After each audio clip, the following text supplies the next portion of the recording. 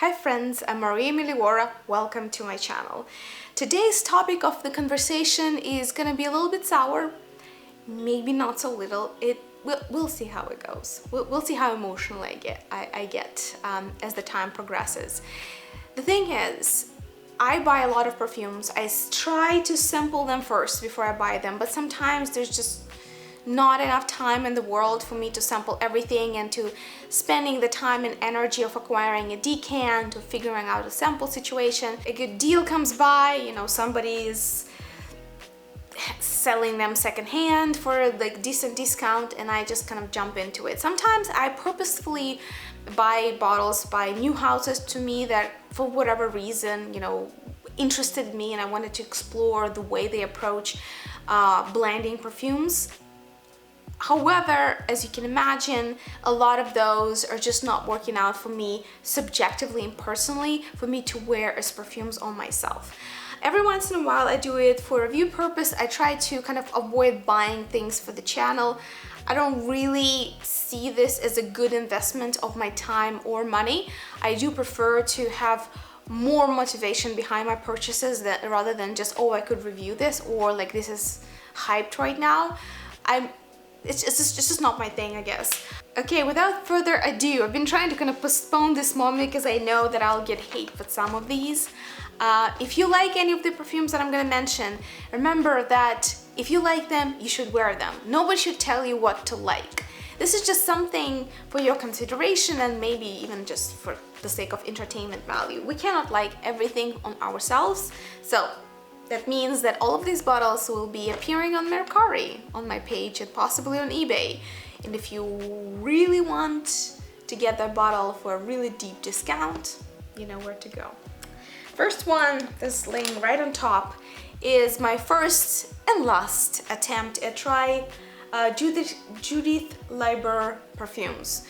So first of all, I was not happy about the packaging to begin with. These large plastic crystals are really not doing it for me at all. I do appreciate kind of the architectural art deco vibe of the construction of this, but the execution is very far from what I would consider to be cute or pretty or even elegant.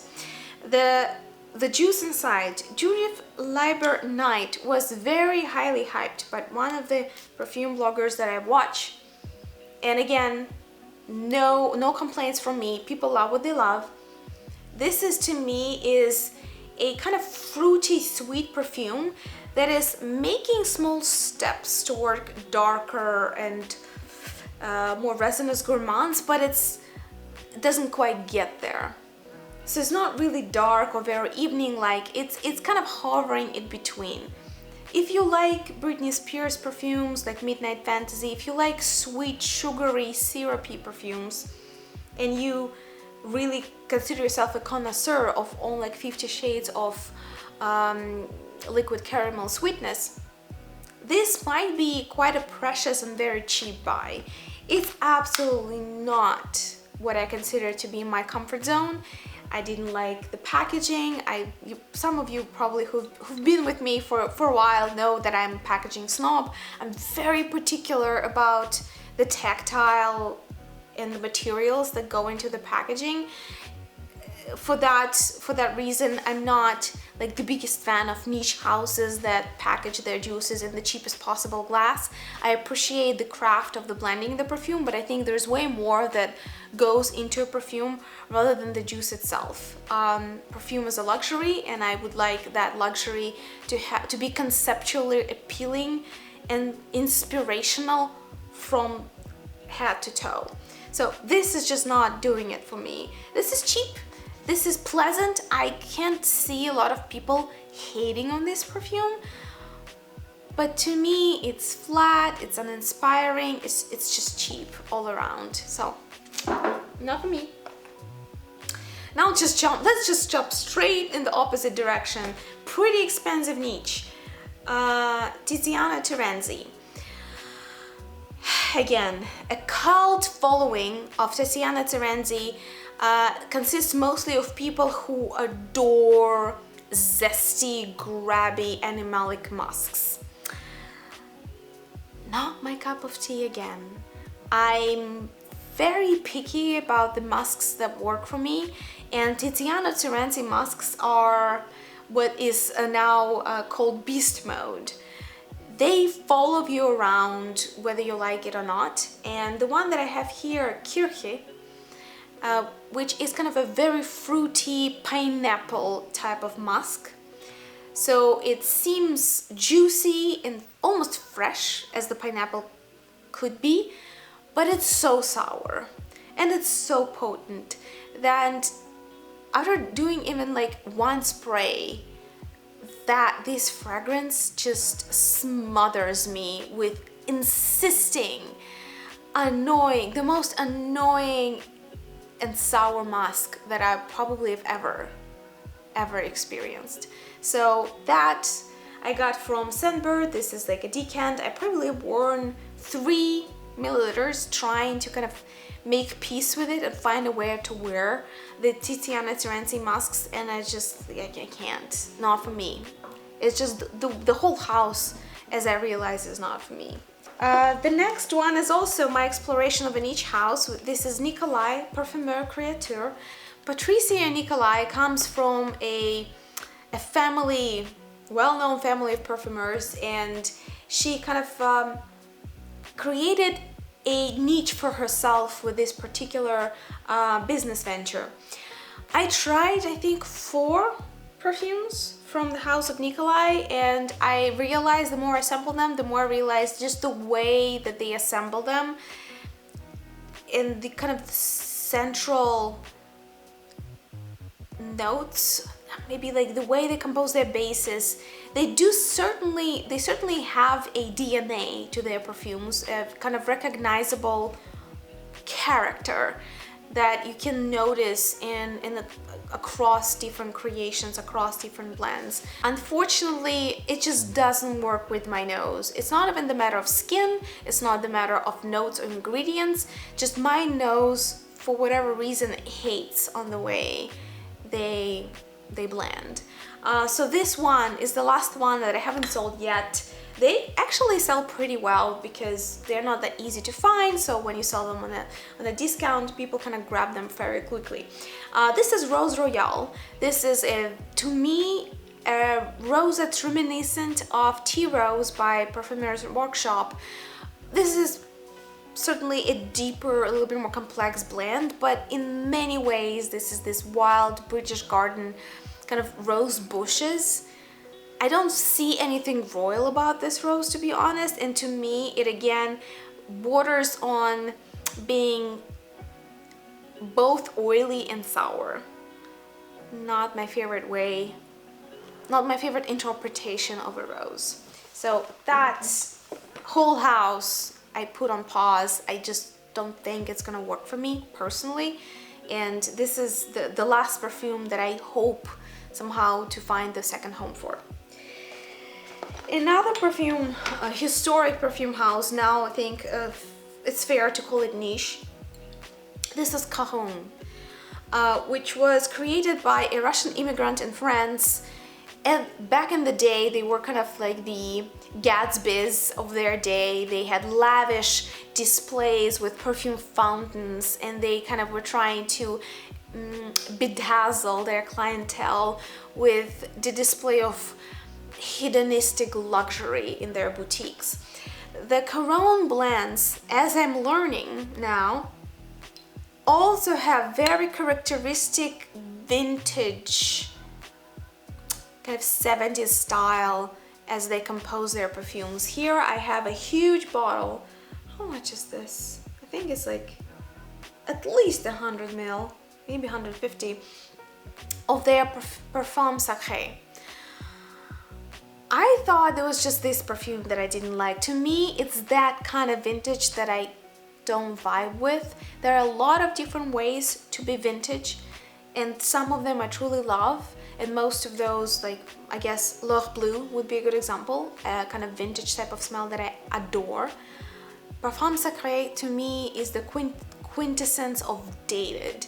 For some reason, this particular approach to vintage smelling compositions. At first I thought it was just Parfum Sacré that I didn't really vibe with, but later on I bought Fleurs Rocale, probably Fleurs Rocale, and I realized, oh, this is like the DNA of the brand. This is how they approach blending and probably use similar bases and kind of build interpretations on top of that DNA-centric kind of olfactory profile, and it's just not something that works for me, unfortunately. So yeah, Parfum Sacré, this one is definitely interesting. If with Nicolai I almost dislike the way that they flow and smell, they really annoy me. With Parfum Sacré, it's mostly just really appreciated, really interesting, well blended, deep,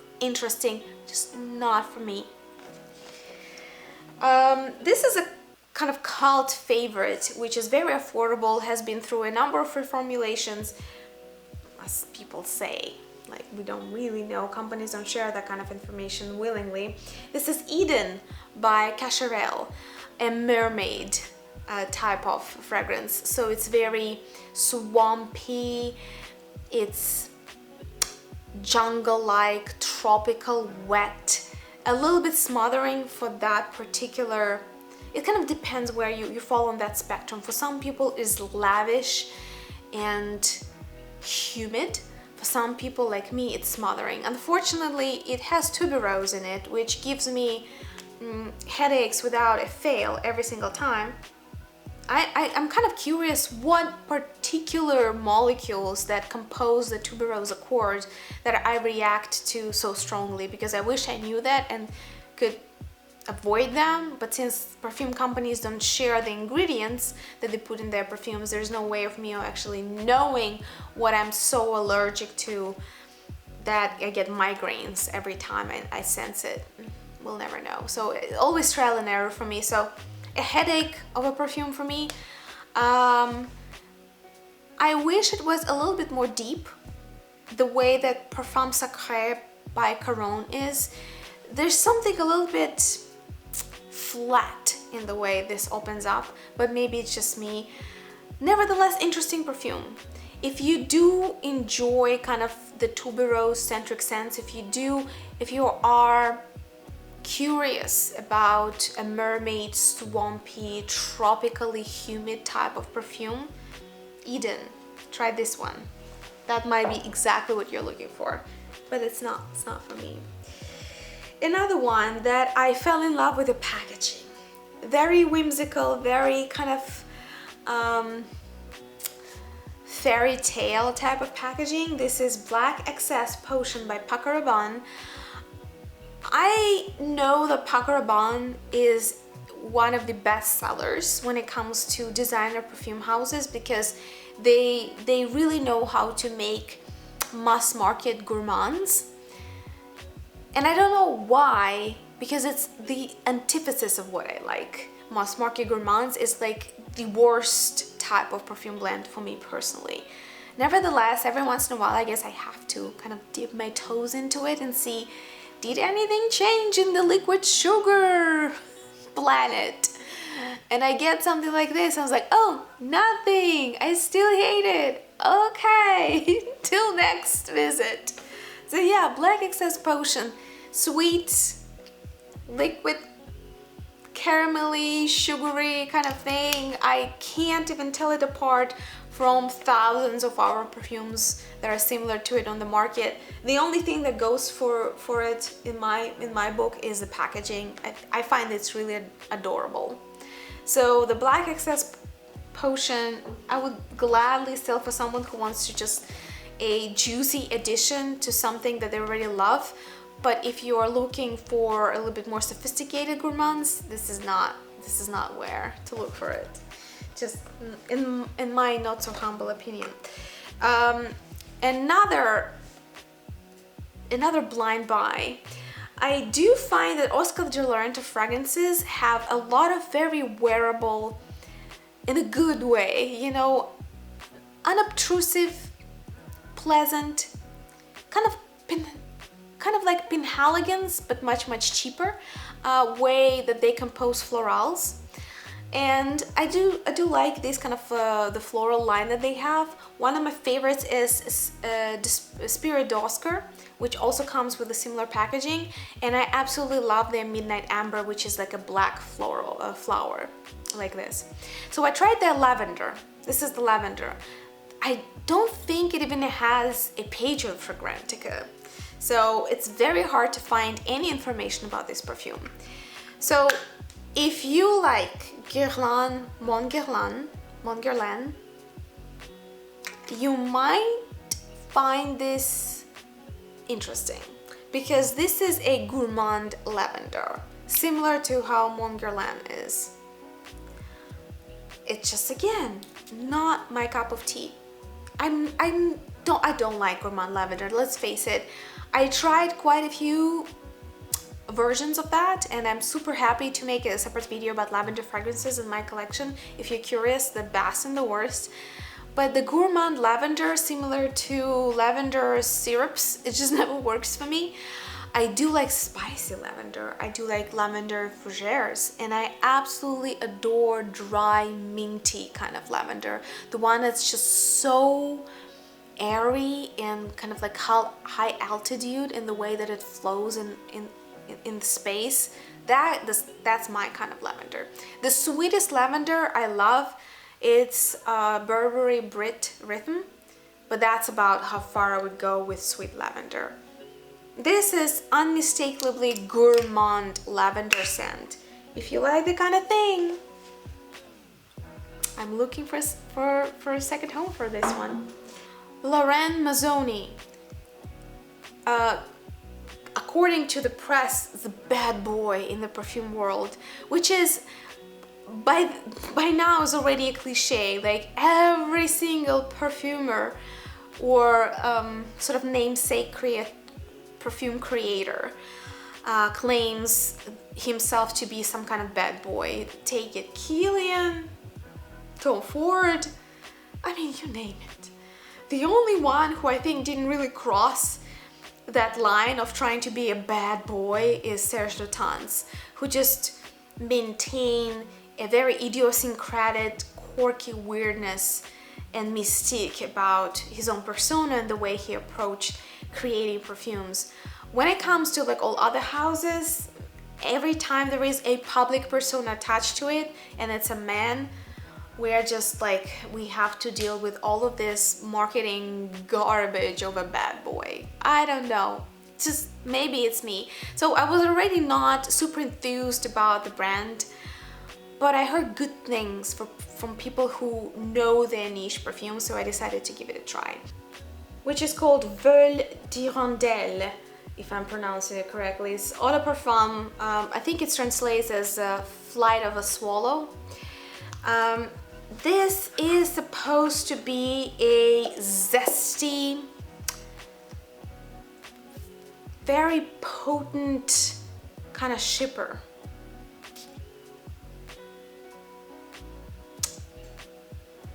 Spicy, no less than that. It has to be spicy, zesty shipper. All that I detect by my nose is pickles. That's just it. This is the way pickles, if you really know how to make them yourself, you always add black pepper. You like true pickles, not the ones we get in a generic grocery store, the gourmand ones, the ones that are pickled with spices, the ones that are pickled with mixes of vinegar and salt, and like, you know, there is like in some other with possibly garlic, with possibly some onion. So those kind of like spicy pickles, the ones that are very easy to find in Europe and not so easy to find in the United States. But that's all I detect. At no point it really opens up, at least not on my skin. And smelling like pickles, albeit spicy ones, doesn't really, I didn't really think that would enter my repertoire of fragrances. And it didn't, really didn't. One thing that goes for this perfume for sure, that it is bright in the best sense possible. I know that for whatever reason, movement, sillage, the kind of the beast mode, the longevity of a perfume plays extraordinary importance in sales these days. I personally don't understand why, because you can bring a decant with you and kind of control the tail and control the volume and how much of the base versus the opening versus the heart notes you can hear. You don't have to carry a bottle with you. Like, that's what I do. I usually just refresh the perfume so I can get it just right for me to enjoy. For me, showering yourself in the morning and then hoping that 6 hours later there's something left, it's kind of creates 5 hours of misery. But that said, if you do care, if you personally disagree with me, and that's your right, and you want something to be pungent, you want something to play a confident and visible role, then Vol d'Hirondelle, or again, Flight of a Swallow, if we want to use English, is something to try. I'll be selling my bottle, I think, just due to the prevalence of gendered marketing. More men might be interested in this than women, but again, I don't buy into these artificial dividers, because there's absolutely no substance, there's no science, there's no logical reason behind those divisions. So if you're the kind of woman who likes zesty, fresh, spicy shippers, this is a good one in terms of the quality of the make and longevity and the trail that it leaves after itself. Just, I guess my nose is not really tailored to recognize the depth and the dimensions in this perfume. For me, it's just pickles. Yeah, so these are the perfumes that I can't wait to part with. And some of these houses you probably are not gonna see on my channel anytime soon. And to be honest, I feel a little bit relieved. There's so much out there to sample and to try that every time I can come up with any kind of definitive decision boundary when it comes to a perfume house, like it's like a stone, like just lifted off my shoulders. Even if majority of people will love that house or love that perfume, you know how it feels. Like it's the worst to be constantly undecisive and not knowing what you like when you don't like. Every time I arrive at some decision that, oh, this is the kind of the family of fragrances that I adore, this is the houses that I find to be the most forward-looking and high quality, it's a very satisfying feeling either way, whether you like it or you don't like it. So for me, this is like almost cathartic to come up with a final decision on these perfumes, and some of these are just decisions on perfume houses as a whole. But I'm really curious to know, do you have similar kinds of trends in your perfume life?